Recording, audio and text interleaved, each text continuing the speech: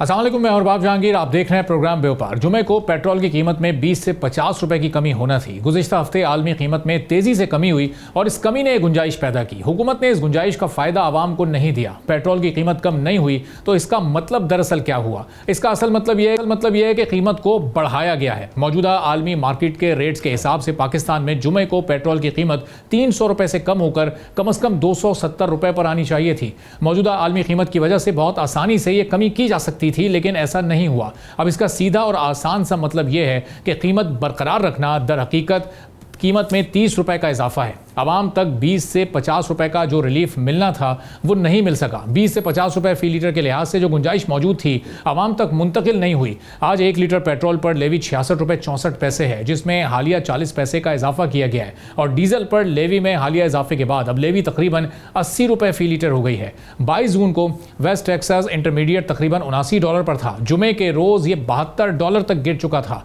और 22 जून को Brent crude $78 फी barrel की सतह से जुमे को $73 फी बैरल तक नीचे आ गया था। मार्केट बंद होने पर ब्रेंट क्रूड $72 फी बैरल और वेस्ट टेक्सास इंटरमीडिएट $69 के करीब भी ट्रेड हुआ था। इस तरह दोनों बड़े बेंचमार्क्स में 10 से $6 फी बैरल की कमी रिकॉर्ड हुई। 29 जनवरी 2026 को जब ऑयल प्राइस $70 थी तो पाकिस्तान में 1 लीटर पेट्रोल 253 रुपए का था, और डीजल की कीमत उस वक्त तकरीबन 257 रुपए थी। पेट्रोल पर लेवी 82 रुपए थी, जिसमें 79.62 पेट्रोलियम लेवी और क्लाइमेट सपोर्ट लेवी $2.50 थी। इसी तरह डीजल पर कुल लेवी 79 रुपए फी लीटर थे, यानी 29 जनवरी वाली सतह पर। अब जबकि आलमी मार्केट में खाम तेल $70 फी बैरल है तो यहाँ कीमत 250 रुपए के आसपास होनी चाहिए थी, लेकिन अफसोस की बात है कि ऐसा नहीं हुआ। पिछले हफ्ते ऑयल मार्केटिंग कंपनीज का कीमतों में बड़ी कमी पर एहतजाज भी सामने आया, और उसकी नुमाइंदगी हमारे प्रोग्राम में भी मौजूद रही। क्या कहा उनके सीनियर वाइस चेयरमैन ने, ज़रा मुलाहिजा कीजिएगा। इतना बड़ा लॉस सिर्फ इस प्राइस की वजह से आया। अब जो वो प्राइस है उस प्राइस में प्लेट्स की एवरेज होती है पहले 15 डेज़ की, अब होगी जी 7 डेज़ की। अब प्लेट्स की प्राइस कौन सी लेनी है वो भी गवर्नमेंट अपनी मर्जी से ले लेती है। कभी अरब गल्फ एजी की प्राइस ले लेते हैं, कभी दूसरी प्राइस ले लेते हैं। तो कंपनियां जो हैं वो बड़ी कन्फ्यूजन का शिकार हैं कि अब हम प्राइस कौन सी लें और कौन सी प्राइस को चलाएं। अब इसके साथ ही वजीर पेट्रोलियम अली परवेज़ मलिक के एक्स अकाउंट पर उन्हीं की एक पोस्ट में इस बात का तस्करा किया गया कि इस वक्त पेट्रोल की आलमी कीमत $90 से $98 फी बैरल की सतह पर है। इन कीमतों का एवरेज लगाया जाए तो $94 फी बैरल पेट्रोल आलमी मार्केट में मौजूद है। $94 को फी लीटर पर कन्वर्ट किया जाए तो फी लीटर पेट्रोल 59 सेंट बनती है, जो पाकिस्तानी रुपए में तकरीबन 166 रुपए है। अब इसमें लेवी के भी तकरीबन 65 रुपए शामिल कर लिए जाएं, और साथ ही ऑयल मार्केटिंग कंपनीज का मार्जिन जो तकरीबन 9 रुपए और पेट्रोल पंप्स के मालकान का प्रॉफिट जो 8 रुपए बनता है उसको भी शामिल कर लिया जाए तो फी लीटर कीमत फिर भी 248 रुपए तक पहुंचती है। इसी तरह वजीर पेट्रोलियम के पोस्ट में मौजूद डीजल की कीमत देखी जाए तो वो भी तकरीबन 105 से $109 फी बैरल। अगर इसका एवरेज भी निकाला जाए तो ये कीमत $160 फी बैरल बनती है। अब फी लीटर पर कन्वर्ट किया जाए तो 67 सेंट फी लीटर, पाकिस्तानी रुपए में इसका मतलब यह है कि तकरीबन 188 रुपए।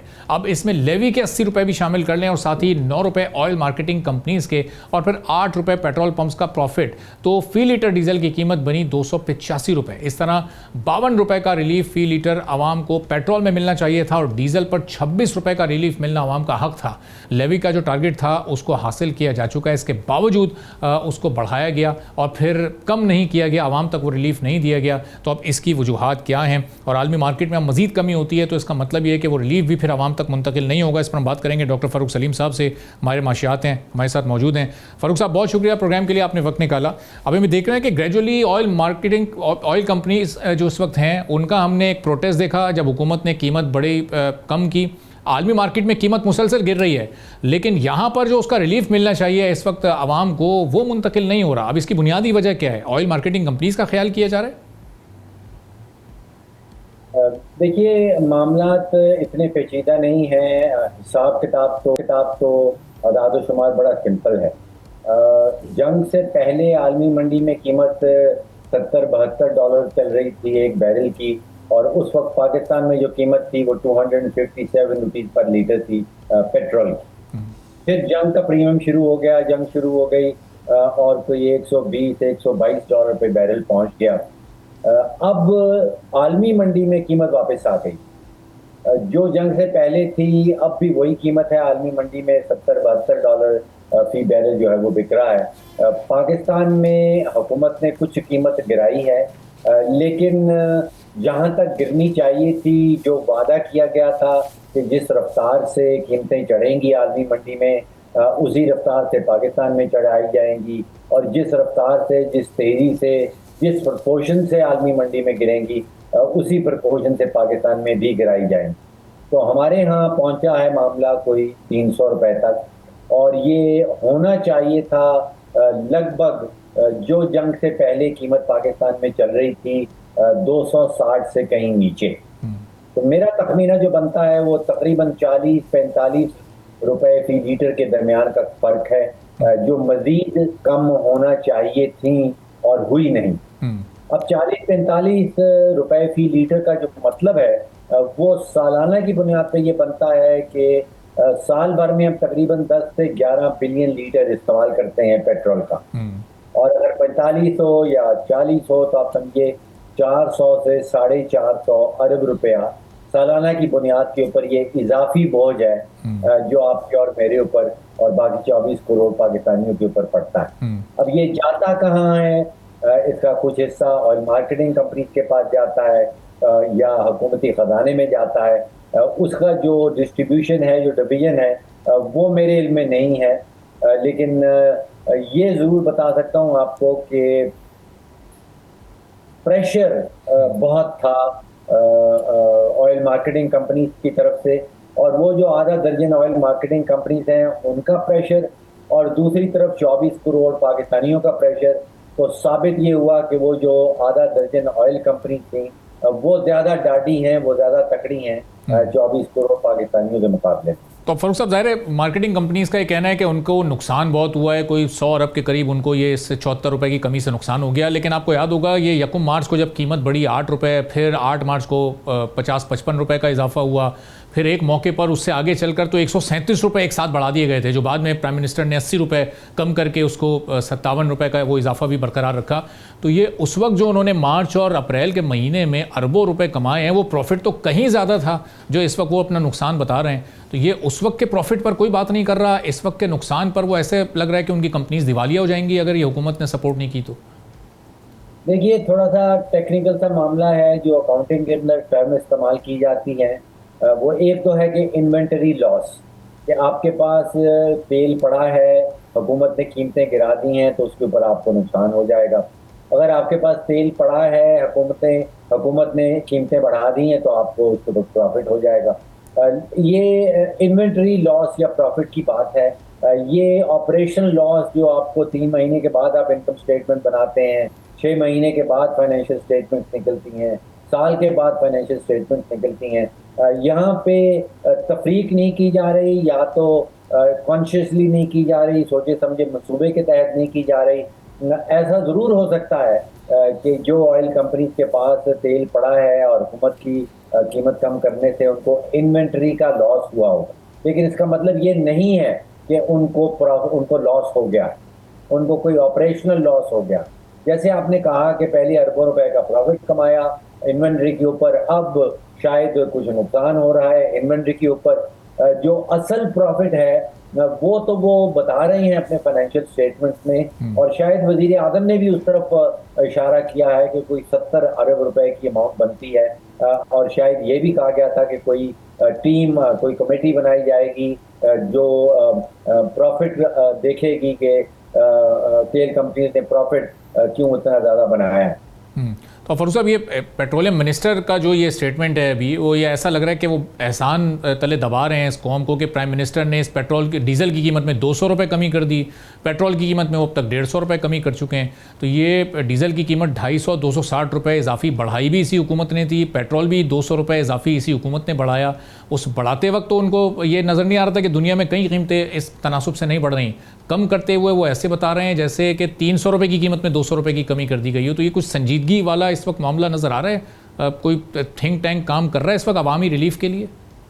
देखिए, संजीदगी वाला मामला उस वक्त तक समझ में नहीं आएगा, सामने नहीं आएगा जब तक हुकूमत अपने अखराजात, अपने शाही खर्चियाँ, अपने नुकसानात दूर करने की तरफ कोई कदम नहीं उठाती। देखिए, वहाँ पे तकरीबन ज़ीरो रिफॉर्म। आपने स्टेट ओन एंटरप्राइजेज का क्या करना है? आप ये ज़रूर क्लेम कर सकते हैं कि पीआईए को प्राइवेटाइज कर दिया गया, लेकिन आप अंदाज़ा कीजिए कि 800 और 50 अरब रुपए का नुकसान करने के बाद पीआईए को प्राइवेटाइज किया गया। पाकिस्तान स्टील अभी भी, जैसे मैंने कहा, 26 अरब रुपए का सालाना जो है वो नुकसान कर रही है। इसी तरह स्टेट ओन एंटरप्राइजेज जो 117 के करीब चल रही हैं, उनके ऊपर कोई 6,600 अरब रुपए का नुकसान ऑलरेडी जो है वो उसमें हो चुका हुआ। इस साल की जो सब्सिडीज हैं वो कोई 4,000 अरब की हैं। आप बजट खोल के देख लीजिए। जो हुकूमत का कार पूल है उसमें कोई 85,500 गाड़ियां चल रही हैं, उसमें रोजाना की बुनियाद के ऊपर कोई 30 करोड़ रुपए का जो पेट्रोल और डीजल चलता है। अब आप सोचिए कि हमारे यहाँ 85,500 कारें हैं हुकूमत पाकिस्तान के पास, और वो एक साहब ने बरतानिया की हुकूमत से अंडर राइट टू इंफॉर्मेशन पूछा था कि आपके कारपूल में कितनी गाड़ियां हैं, तो वहां से जवाब मिला था 86। तो आप सोचिए कि हमारे जो हुक्मरान रह चुके हैं उनके कारपूल में 86 गाड़ियां हैं, हमारे पास कोई 85,500 गाड़ियां हैं। तो जब तक तो इस तरफ कोई, इस सिर्फ में कोई कदम उठता नजर नहीं आता, तो आप सोचिए कि हुकूमत संजीदा नहीं। बहुत बहुत शुक्रिया। डॉक्टर फारूक सलीम साहब हमारे साथ मौजूद थे, गुफ्तगू आपने सुनी। एक ब्रेक लेते हैं, ब्रेक के बाद वापस आएंगे, एक और अहम मौजू पर बात करेंगे। एक बार फिर आपको प्रोग्राम में खुशामदीद कहेंगे और एक और मंडे, एक और पाकिस्तान स्टॉक एक्सचेंज के लिए बुरा दिन हम ये देखते हैं कि जब भी हफ्ते का आगाज़ होता है तो मार्केट में बहुत सारे पॉइंट्स उसके 100 इंडेक्स से निकल जाते हैं और पहले दिन इन्वेस्टर्स का जो कॉन्फिडेंस है वो खासा हमें शेकी दिखाई देता है। अब हम ज़रा इसमें देखते हैं कि नए इन्वेस्टर का इसमें इस वक्त कितना इंटरेस्ट है। मार्केट चूँकि बहुत इमर्जिंग और ग्रोइंग चल रही है और पिछले 1-2 साल में इसने बड़ा ज़बरदस्त परफॉर्म किया अगर इस जियो पॉलिटिकल सिचुएशन को हटा दिया जाए। और इसके दरमियान भी हमने अप्रैल 2026 में, अब से सिर्फ 2 महीने पहले देखा कि 1 महीने के अंदर 24,000 के करीब नए इन्वेस्टर आए। मई के अंदर भी बड़ी नई अकाउंट ओपनिंग्स हुई, तो मार्केट का वॉल्यूम भी बढ़ रहा है, नए इन्वेस्टर्स भी आ रहे हैं और कुछ सेक्टर्स ऐसे हैं जो कि बड़े सेफ सेक्टर तस्वुर किए जाते हैं और उसमें पेट्रोलियम है, बैंकिंग है, एनर्जी सेक्टर है, उसमें इन्वेस्टमेंट भी ज़्यादा हो रही है। लेकिन फिर ये मार्केट क्यों एक इन एंड आउट किसी सिचुएशन में है, कभी डिप हो जाती है, कभी अप हो जाती है। अपने ऑल टाइम हाई को 190s में टच करके आई है, लेकिन फिर 170s में ही अभी इसका इंडेक्स मौजूद है। तो इस पूरी सिचुएशन पे हम बात करेंगे। अब्दुर्रहमान नजम साहब इन्वेस्टमेंट एक्सपर्ट हैं, हमारे साथ मौजूद हैं। अब्दुर्रहमान साहब बहुत शुक्रिया प्रोग्राम के लिए, आपने वक्त निकाला। अब हम देख रहे हैं कि अप्रैल में भी हमने देखा 24,000 नए इन्वेस्टर आए कुछ अरसे पहले तक। अब साल 1.5 साल पहले तक तो लोगों का इंटरेस्ट ही नहीं होता था, लोगों के पास अवेयरनेस ही नहीं होती थी स्टॉक मार्केट में इन्वेस्टमेंट के लिए। लेकिन अब ये बहुत तेज़ी से बढ़ रही है, लेकिन मार्केट को जितनी तेज़ी से ग्रो करना चाहिए वो उतनी तेज़ी से नहीं कर पा रही है। एक और मंडे, एक और डिक्लाइनिंग मोमेंट, क्या तबसरा है आपका इस पर?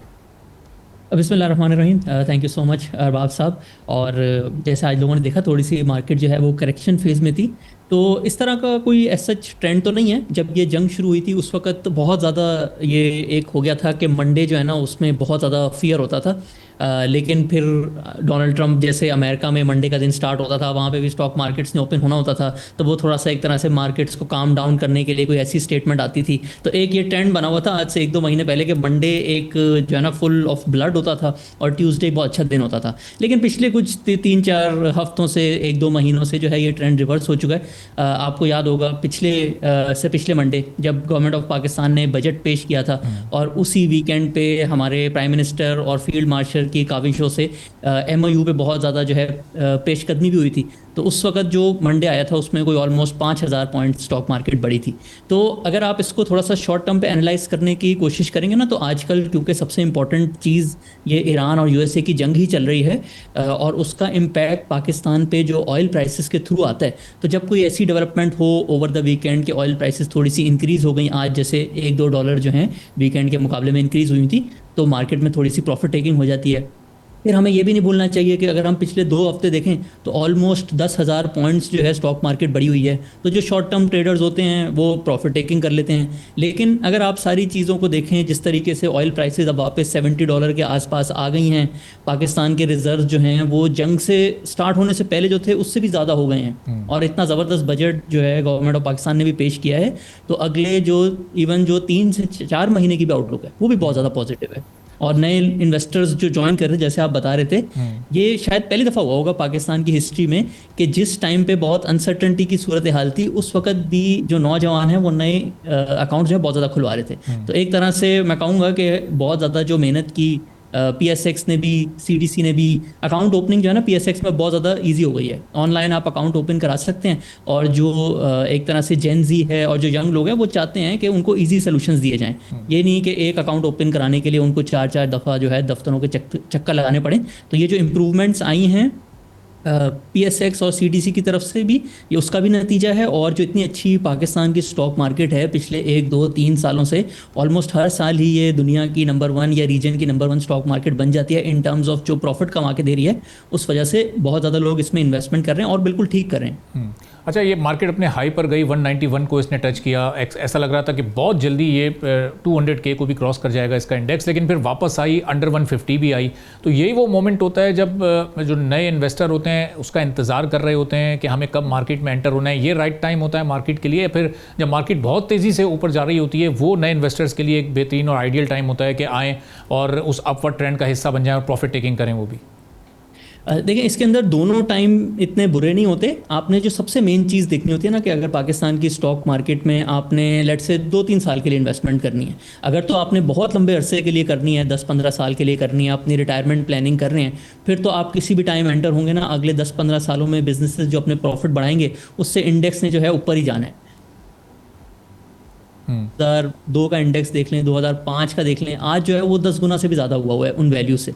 तो लॉन्ग टर्म के लिए तो हर टाइम ही अच्छा होता है। लेकिन जो लोग लेट से 2-3 साल के लिए इन्वेस्टमेंट करना चाह रहे होते हैं, उनको मैं हमेशा बताता हूँ कि आप देखें कि पाकिस्तान में एक बुल मार्केट फ्रेमवर्क होता है जिसमें आपकी इकोनॉमी जो है वो स्टेबल होती है, आपके रिजर्व्स अच्छे होते हैं, डीवैल्यूएशन के चांसेस बहुत ज़्यादा कम होते हैं, आपके इंटरेस्ट रेट जो हैं वो भी बहुत ज़्यादा नहीं होते, नीचे आने होते हैं या स्टेबल होते हैं। तो वो बहुत अच्छा टाइम होता है, आपको ना अगले 2-3 सालों में बहुत अच्छे रिटर्न्स मिलते हैं। तो इस तरह से देख के जो है, फिर इसको अगर हम थोड़ा और कम अरसे पे ले आएँ, 4 से 6 महीने के लिए भी लोग इन्वेस्टमेंट करते हैं, तो फिर उसमें जो है एक पूरा मार्केट का साइकिल होता है, साइडवेज मूवमेंट भी होती है। अब आप देखें पिछले साल के शुरू में अगर चले जाएं तो हमारा इंडेक्स जो है ना 1 लाख पे जब पहली दफ़ा आया था, ये सेम बातें सारी मैंने सुनी थी कि ये जो है अब ऑल टाइम हाई पे आ गया है और अब इसने जो है नीचे आना है। और उस तरह से लोगों को ना थोड़ा सा डराया जाता है।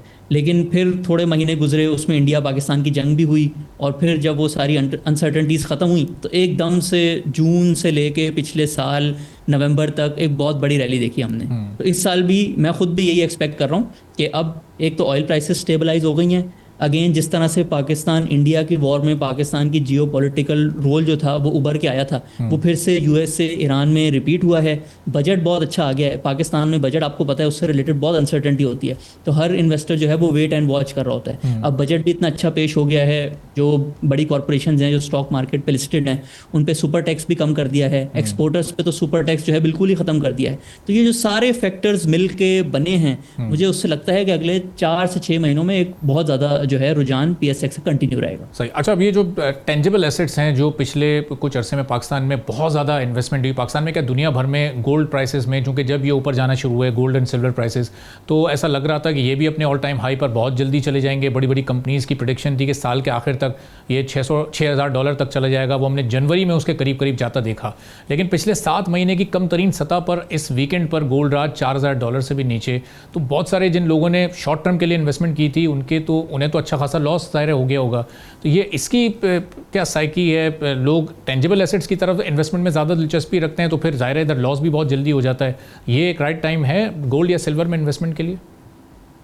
जी, गोल्ड तो मतलब पाकिस्तान में अगर देखें तो बहुत ही ज़्यादा पॉपुलर जो है रियल एस्टेट के साथ जो है बहुत ज़्यादा लोग अपनी सेविंग गोल्ड में ही करते हैं।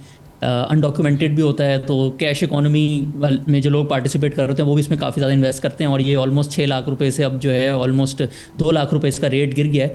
तो इसमें ना आप ज़रा 2 हफ्ते पहले जाएंगे ना, तो एक ग्लोबल मार्केट्स में फ्राइडे वाले दिन बहुत बड़ा एक क्रैश आया था। अमेरिका की स्टॉक मार्केट भी गिरी थी, गोल्ड भी बहुत ज़्यादा गिरा था, और उसके साथ साथ जो है ऑयल भी बहुत ज़्यादा जो है ना उसमें डिक्लाइन आया था। और बहुत ज़्यादा लोग सोच रहे थे कि शायद ये जो जंग है इसके कंटिन्यू होने के चांसेस ज़्यादा हैं, इस वजह से ये डिक्लाइन आया है। लेकिन असल में एक फैक्टर ये भी चल रहा है ग्लोबली में, क्योंकि देखें ग्लोबल इकोनॉमी में जो टोटल अमाउंट होती है, जो कैश होता है, वो लिमिटेड होता है और वो डिफरेंट एसेट्स को चेस कर रहा होता है। तो आजकल अमेरिका में जो AI से रिलेटेड एक पूरी हाइप चल रही है, और इलॉन मस्क की कंपनी का जो IPO हुआ था आज से 2-3 हफ्ते पहले, उसमें बहुत ज़्यादा लोग जो है ना इन्वेस्ट करना चाह रहे थे। तो सब ने अपने डिफरेंट एसेट्स से जो है लिक्विडेट करके उसको उस IPO में पार्टिसिपेट करने के लिए जो है कैश जनरेट किया था। इस वजह से गोल्ड में जो है एक बहुत ज़्यादा सेल ऑफ आया है। और गोल्ड का अगर आप पूरा ओवरऑल देखेंगे ना, तो इसके अगले 2-3 साल की आउटलुक अच्छी है, क्योंकि जब भी दो सुपर पावर्स जब आपस में टकराती हैं और एक दूसरे को चैलेंज कर रही होती हैं और एक न्यू वर्ल्ड ऑर्डर बनने जा रहा होता है, तो फिर वो 4-5 साल 10 साल जो होते हैं ना गोल्ड के लिए अच्छे होते हैं। तो मैं हर किसी को एडवाइस करता हूँ कि अगर आपके पास लेट से 10 लाख रुपए की सेविंग है, तो उसमें से 1 लाख 2 लाख रुपए का अगर आप गोल्ड ले लेंगे तो वो, लेकिन उसको लंबे अरसे के लिए रखें फिर, तो ये आपको एक डिसेंट रिटर्न देगा। ये आपको डीवैल्यूएशन से भी प्रोटेक्ट कर लेता है और इस तरीके से एक अच्छा आपका पूरा पोर्टफोलियो बन जाता है। तो जो रीसेंट इसमें डिक्लाइन आया है, फर्स्ट आया था जब जंग चल रही थी कि सब जो है गोल्ड को छोड़ के ऑयल के अंदर इन्वेस्ट कर रहे थे, क्योंकि ऑयल बहुत तेज़ी से बढ़ा था। और उसके बाद वो जैसे ही ख़त्म हुआ है तो सब जो है AI बूम जो अमेरिका में चल रहा है, उसके अंदर ट्रिलियंस ऑफ डॉलर जो इन्वेस्ट हो रहे हैं ना, वो इन सब एसेट क्लासेस से थोड़ा थोड़ा निकल के आ रहे हैं। तो इस वजह से गोल्ड जो है उसमें बहुत ज़्यादा प्रॉफिट टेकिंग हुई है। अच्छा, अब ये जो मिडिल क्लास है, लोअर मिडिल क्लास की या इवन लोअर क्लास की जो इन्वेस्टमेंट थी कुछ अर्से पहले, वो सिल्वर में बहुत ज़्यादा हो गई थी, चूँकि ज़ाहिर है गोल्ड तो अब मिडिल क्लास की अप्रोच में नहीं है, बाइंग कैपेसिटी इतनी नहीं है लोगों की, तो वो भी हमने कीमतें डबल होते देखी, फिर उस पर प्लस प्रीमियम, और उस प्रीमियम के बावजूद भी लोग बहुत बड़ी तादाद में जा रहे थे, ख़रीद रहे थे, फ्यूचर बुकिंग कर रहे थे। लेकिन अब वहाँ भी प्राइस का सिलसिला हाफ हो चुका है, तो उसका तो इंडस्ट्रियल यूज़ भी बहुत ज़्यादा है, वो सिर्फ इन्वेस्टमेंट पॉइंट ऑफ व्यू से तो नहीं सिल्वर यूज़ होता। उसमें अगर लोग इन्वेस्टमेंट में दिलचस्पी रखते हैं तो वो भी एक सेफ इन्वेस्टमेंट है, शॉर्ट टर्म और मिड टर्म दोनों पर कमेंट कर दीजिएगा। नहीं, सिल्वर जो है उसको एक जो एक 4-5 बड़ी एसेट क्लासेस होती हैं ना, जिसमें ग्लोबल इंस्टीट्यूशंस भी इन्वेस्ट करते हैं, हर कोई इन्वेस्ट करता है, इन्वेस्टमेंट ग्रेड कहते हैं जिसको, उसमें गोल्ड का शुमार होता है, लेकिन सिल्वर का बिल्कुल नहीं होता। सिल्वर में स्पेकुलेशन ज़्यादा होती है, मतलब आप सिल्वर को देखेंगे वो कभी $10 से $50 पे चला जाएगा और फिर वापस $20 पे आ जाएगा। गोल्ड के अंदर जो प्राइस वेरिएशन होते हैं इतनी ज़्यादा नहीं होती। इसके बिल्कुल इंडस्ट्रियल यूजेस होते हैं, लेकिन ये बहुत ज़्यादा स्पेकुलेटिव इन्वेस्टमेंट है। अगर आप लंबे अरसे पे भी देखेंगे ना 20-25 सालों पे, तो भी गोल्ड ने सिल्वर से ज़्यादा रिटर्न दिया है। तो मैं तो किसी को भी रेकमेंड नहीं करता, अनलेस कोई बहुत ही ज़्यादा टेक्निकल तौर पे जो है वो ट्रेडिंग कर रहा होता है और रोज़ रोज़ की मूवमेंट्स देख रहा होता है, तो वो कहीं देख के बीच में अगर उनको कोई अच्छी अपॉर्चुनिटी नज़र आ रही है सिल्वर में तो वो कर सकते हैं। अदरवाइज़ आम इंसान जो कि हर महीने 20-25 हज़ार 10 हज़ार सेव करता है और थोड़े थोड़े डिफरेंट एसेट क्लासेस में लगा देता है, तो उसके लिए हमेशा गोल्ड जो है रिकमेंडेड है वर्सेस सिल्वर। तो आपको गोल्ड में भी इन्वेस्टमेंट कर सकते हैं, आप स्टॉक मार्केट में कर सकते हैं, ये दो अच्छे एसेट क्लासेस हैं पाकिस्तान में। ठीक है, बहुत बहुत शुक्रिया, थैंक यू सो मच। नजम साहब स्टॉक एंड इन्वेस्टमेंट एक्सपर्ट हमारे साथ मौजूद थे, गुफ्तगू आपने सुनी। एक ब्रेक लेते हैं, ब्रेक के बाद वापस आएंगे, एक और हम मौजू पर बात करेंगे। एक बार फिर आपको प्रोग्राम में खुशामदीद कहेंगे। अब टैक्स भी भरें और जुर्माना भी कोई 1, 2, 10 या 100% नहीं, बल्कि पूरे 2400%। यानी अब अगर आप अपने टैक्स रिटर्न सिर्फ एक दिन ताखीर से जमा करवाएंगे तो आपको 2400% ज़्यादा जुर्माना भरना पड़ेगा। अब इससे बचत सिर्फ इस तरह ही हो सकती है कि आखिरी तारीख को रात 12 बजे से पहले अपने टैक्स रिटर्न्स को जमा करवा दें और इस भारी जुर्माने से बच जाएं। फेडरल बोर्ड ऑफ रेवेन्यू ने टैक्स साल 2026 के इनकम टैक्स रिटर्न जमा कराने की आखिरी तारीख हमेशा की तरह 30 सितंबर 2026 अनाउंस कर दी है और मुकर्ररा वक्त तक रिटर्न जमा ना कराने वाले अफराद को एक बड़ा माली नुकसान भी उठाना पड़ सकता है, चूंकि एक्टिव टैक्स पेयर लिस्ट में दोबारा शामिल होने के लिए 25,000 रुपए सरचार्ज अदा करना होगा। माजी में ताखीर से रिटर्न जमा कराने पर सिर्फ 1,000 रुपए जुर्माना लिया जाता था, लेकिन नए बजट के तहत यह रकम बढ़ाकर 25,000 रुपए कर दी गई है। इस इक़दाम का मकसद ज़्यादा से ज़्यादा अफराद को बर वक्त टैक्स रिटर्न जमा कराने की तरगीब देना है। अब एक्सपर्ट्स इससे मुताल्लिक ये कहते हैं कि सरचार्ज का ताल्लुक रिहायशी या ओवरसीज़ पाकिस्तानी होने से बिल्कुल नहीं है, बल्कि सिर्फ इस बात से है कि मुतल्लिका शख्स का नाम एक्टिव टैक्स पेयर लिस्ट में मौजूद है या नहीं। अगर कोई शख्स ATL में शामिल नहीं है तो उसे जायदाद, गाड़ी, बैंकिंग, इन्वेस्टमेंट और दीगर लेन देन पर ज़्यादा विद होल्डिंग टैक्स अदा करना पड़ेगा। अगर किसी ने अभी तक टैक्स साल 2025 का रिटर्न जमा नहीं कराया तो वो पुराने रूल्स के मुताबिक मामूली जुर्माना अदा करके एक्टिव टैक्स पेयर लिस्ट में शामिल हो सकता है, लेकिन 1 जुलाई 2026 के बाद एक्टिव टैक्स पेयर लिस्ट का इन्हिसार टैक्स साल 2026 के रिटर्न पर होगा, इसलिए 30 सितंबर तक ये रिटर्न जमा कराना इंतहाई अहम होगा। कारोबारी इदारों और कंपनीज के लिए बर वक्त टैक्स रिटर्न जमा कराना मजीद अहम है, क्योंकि ताखीर से न सिर्फ सरचार्ज बल्कि टैक्स कवानीन के तहत दीगर जुर्माने भी साथ इजाफी विद होल्डिंग टैक्स और दीगर मुश्किलात भी पैदा हो सकती हैं। अगर किसी टैक्स पेयर पर जुर्माना आयद होता है तो वो मुकर्ररा कानूनी मुद्दत के अंदर अपील भी दायर कर सकता है। अब एक सवाल ये भी है कि जो टैक्स नेट को FBR को वसी करना है, कि नेट को वसी करने के लिए भी इसी किसी तरह से इकदाम उठाए जा रहे हैं या नहीं, इन दोनों मौजूद पर हम बात करेंगे। ज़ीशान मर्चेंट साहब टैक्स एक्सपर्ट हैं, हमारे साथ मौजूद हैं। बहुत शुक्रिया ज़ीशान साहब, प्रोग्राम के लिए आपने वक्त निकाला। अब ये 1,000 रुपये से बढ़ाकर 25,000 रुपये जुर्माना सिर्फ रिटर्न्स फाइल करने के लिए, अभी आपकी नज़र में दुरुस्त इकदाम है या लोगों के साथ थोड़ी ज़्यादती हो गई? कुछ जेन्युइन रीज़न की बुनियाद पर भी 1-2 दिन कभी ताख़ीर हो जाती है तो वो 1,000 रुपये जमा करा के उसको फाइल कर सकते हैं, लेकिन अब 25,000 रुपये जुर्माना? जी बिस्मिल्लाहिर्रहमानिर्रहीम। बड़ा इंटरेस्टिंग आपने पॉइंट आज लिया है और मैं ये कहता हूँ कि ये तो जेब पे डाका मारने के तौर पे कर दिया गया है। एक इंडिविजुअल जो कि या बिजनेसमैन हो या तनख्वाहदार हो, अब वो एक्टिव टैक्स पेयर लिस्ट से अगर हट गया तो 1,000 की जगह उसे 25,000 रुपये जमा कराने पड़ेंगे। अगर कोई एओपी है, पार्टनरशिप फर्म है, तो 20,000 की जगह उसे 50,000 रुपये, 10,000 रुपये की जगह उसे 50,000 रुपये जमा कराने पड़ेंगे। और कंपनी थी तो उसे 20,000 रुपये की जगह अब 1,00,000 रुपये जमा कराना पड़ेगा।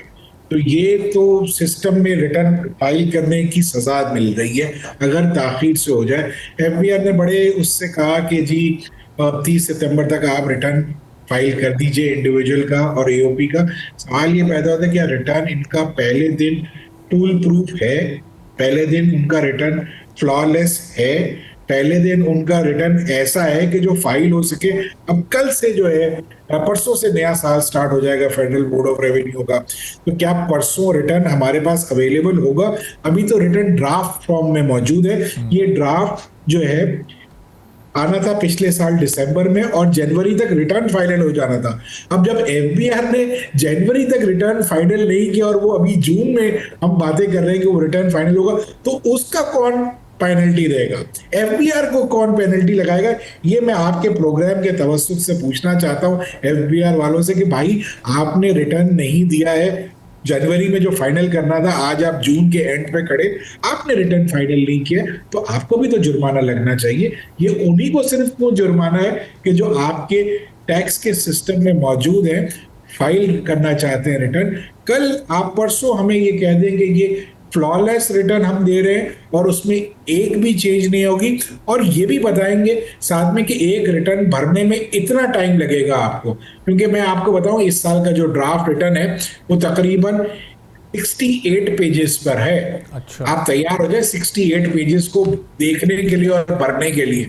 और ये एफबीआर के अपने ही लोग कह रहे हैं कि इसको कम से कम भरने में 1.5 से 2 घंटे लगेंगे एक रिटर्न फॉर्म को। तो सवाल ये पैदा होता है कि अगर एक रिटर्न फॉर्म को 1.5 से 2 घंटे लगेंगे तो 70 लाख लोगों ने रिटर्न भरना है अगर पाकिस्तान में। किस तरीके से ये 30 सितंबर होगा और इसकी क्या गारंटी है कि ये पहले दिन पे यानी 1 जुलाई को फ्लॉलेस, एरर फ्री और बग फ्री रिटर्न हमें देंगे और उसमें कोई चेंज ड्यूरिंग जुलाई, अगस्त और सितंबर ये नहीं करेंगे। इस बात की गारंटी एफबीआर दे दे, फिर हमसे ये कहे कि 30 सितंबर तक रिटर्न फाइल कर दो वरना आप जुर्माना लेंगे, तब तो जाके बात सही लगेगी। अदरवाइज ये बात बड़ी नामुनासिब है कि वो चाहे जितना लेट करें उन पे कोई जुर्माना नहीं है और हमसे एक दिन लेट हो जाए तो 25,000 रुपए भरे।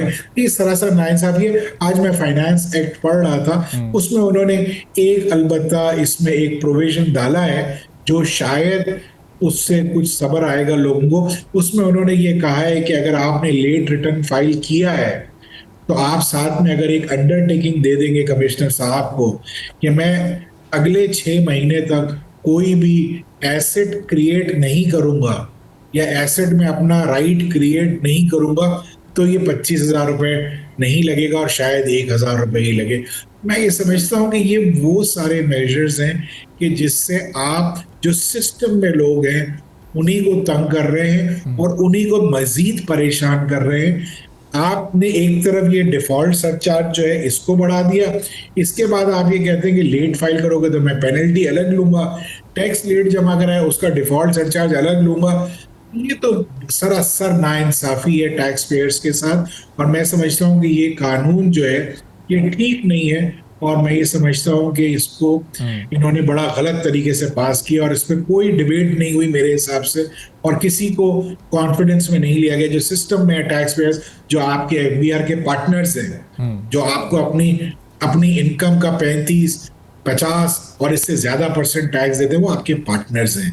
पार्टनर्स का ख्याल रखा जाता है पार्टनर्स को सजा नहीं दी जाए। और जीशान साहब, ये सितंबर का जब लास्ट वीक आता है, खास तौर पर लास्ट 3-4 डेज होते हैं, तो उसमें तो बहुत सारे फॉर्म सिर्फ इसलिए भी डिले हो जाते हैं कि एफबीआर का सिस्टम ही नहीं चल रहा होता, लिंक डाउन होता है, वेबसाइट्स बिल्कुल हैंग हो जाती हैं, चूँकि ज़्यादातर लोग उन आखिरी डेज़ में उस वक्त वो फॉर्म सबमिट कर रहे होते हैं। तो ये जो आप एफबीआर पर जुर्माने की बात कर रहे हैं, ये वो भी 2400% ही उसमें के हिसाब से होना चाहिए। 1000 से जो 25,000, ये इतना बड़ा गैप है कि शायद इसके खौफ से बहुत सारे लोग अगर एटीएल से खारिज किसी वक्त हो भी जाते हैं तो वो दोबारा उस लिस्ट में आना पसंद ही नहीं करेंगे। ये तो उनकी हौसला शिकनी हो जाएगी, फिर ये तादाद ही कम ना हो जाए 70 लाख से कहीं। बिल्कुल बिल्कुल होगी। और ये सोचना चाहिए एफबीआर को कि देखें, एक तरफ आप ये कहते हैं कि मैं रिफंड नहीं दूंगा, मैं रिफंड की एडजस्टमेंट नहीं दूंगा, फिर दूसरी तरफ आप कहते हैं कि मैं पेनल्टी लगाऊंगा या डिफॉल्ट। ये कहाँ का कानून है भाई साहब? जंगल का कानून नहीं चाहिए। एक तरीकेकार होता है, आपको बढ़ाना था, आपको अगर बहुत कुछ करना था तो आप 1000 से उसको 2000 कर देते, 2 की जगह 3000 कर देते। 1000 से सीधा 25,000, इसकी मंतक क्या है? इसकी रैशनैलिटी तो कोई बताए ना हमें। एफबीआर मुझे कहे कि भाई मैंने इस रीजन से इसको बढ़ाया है कि ये जो है इससे ये फायदा होगा या इससे लोग जो है सिस्टम में ठीक आ जाएंगे। आपने बिल्कुल सही कहा, आखिरी दिनों में एफबीआर का पोर्टल बहुत सुस्त रवि का शिकार होता है। उसकी पेनल्टी कौन देगा? उसको जो है उस पे एफबीआर क्या हमें उसका रिफंड देगा? क्या एफबीआर हमें उसके लिए टाइम बढ़ाएगा? ये सारी चीजें वो हैं कि जिसको सोचना चाहिए। ऑल्दो लॉ में ये मौजूद है कि अगर आप एक्सटेंशन फाइल करते हैं तो उस वक्त तक जब तक आपके पास एक्सटेंशन है तो आपको एटीएल से हटाया नहीं जा सकता। लेकिन सवाल ये पैदा होता है कि इसको किस तरीके से लेके जाएंगे।